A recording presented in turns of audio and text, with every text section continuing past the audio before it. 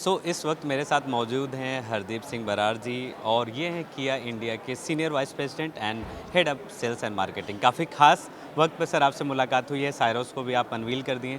काफ़ी interesting car है। Car में क्या कुछ खास है जो ये सोनेट, कार्निवल और सेल्टॉस से अलग बनाते हैं इसे? देखिए, इसका नाम है किया सिरोस, ओके, जो कि एक ग्रीक आइलैंड के ऊपर इसका नाम रखा हुआ है। तो अगर आप इसका साइज़ देखेंगे, ये सोनेट के बराबर है, इसका जो लेंथ है।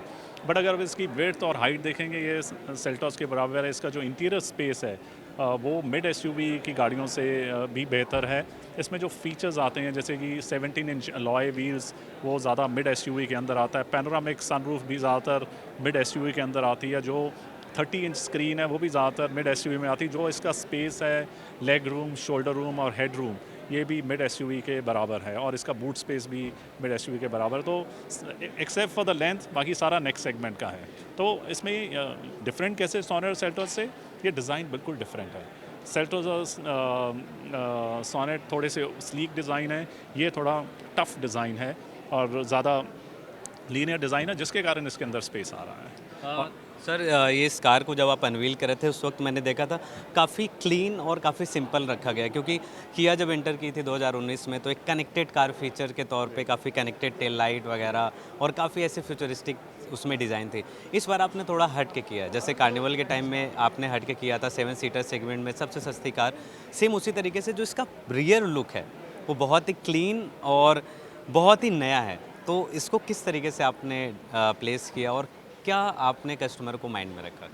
देखिए, आज के दिन में अगर आप देखोगे, सारी जो एसयूवीज़ हैं, वो थोड़ी स्लीक डिज़ाइन है, थोड़े कर्व ज़्यादा हैं। तो हमें था कि ये सारी गाड़ियाँ मोर और लेस अब एक जैसी दिखनी शुरू हो गई हैं। अगर इसको ब्रेक करना है तो कुछ डिफरेंट करा जाए।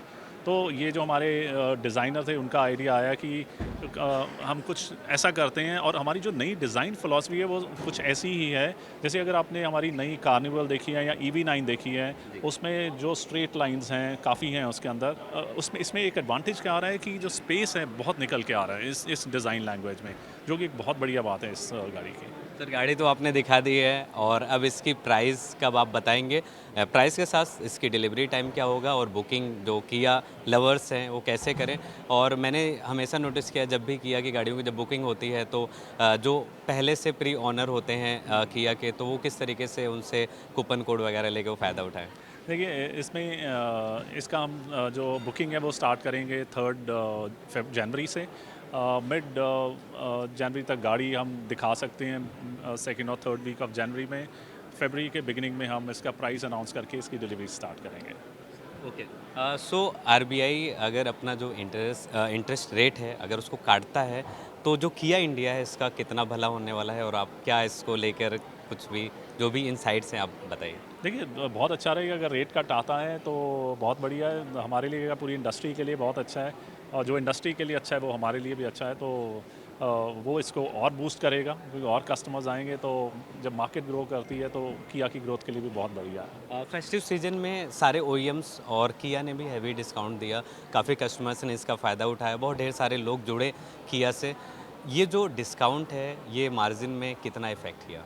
देखिए, हमारा डिस्काउंट मेरे ख्याल से सबसे कम रहा होगा। हमने ओके। इतना, क्योंकि हम हमारा फ़िलॉसफ़ी है कि हम गाड़ी में फ़ीचर्स और प्राइस ऐसा रखें कि कस्टमर को वैसे ही अट्रैक्टिव लगे। और कस्टमर बहुत स्मार्ट है, उसको पता लग जाता है कि वाक़ई कीमत ज़्यादा है और डिस्काउंट इसलिए ज़्यादा दिया जा रहा है, या जो कीमत है वो रीज़नेबल और कम डिस्काउंट है। तो कस्टमर ओवरऑल वैल्यू प्रोपोज़िशन देखता है, वो ये नहीं देखता है कि डिस्काउंट कितना है। तो क्योंकि हमने इतना ज़्यादा नहीं दिया है डिस्काउंट, तो इम्पैक्ट भी बहुत मिनिमल रहा है उस केस में। अगर मैं गलत नहीं हूँ तो जनवरी से किया की जो भी गाड़ियाँ हैं 2% तक उसकी प्राइस बढ़ने वाली है। तो ये जो प्राइस बढ़ेगी, जो बढ़ोतरी होगी, इसका कारण क्या है? जो कि आपने ऑलरेडी स्टेटमेंट में बताया था। इसके अलावा ये कि ये कौन-कौन से मॉडल्स पे इफ़ेक्ट होंगे और किस तरीके से आप इसको लेकर आ रहे हैं? देखिए, रॉ मटेरियल कॉस्ट बढ़ रहा है, जो फॉरेन एक्सचेंज रेट है उसमें इम्पैक्ट आया है। तो ये दो मेजर कारण है कि ओवरऑल प्राइस बढ़ेगा। और ये प्राइस तीनों गाड़ियों पे बढ़ेगा, सोनेट, सेल्टॉस, कारेंस और EV6 पे भी हम सोच रहे हैं। तो सब गाड़ियों के ऊपर प्राइस बढ़ेगा इसका। 2025 का फ्यूचर प्लान क्या भी आप बताएँगे?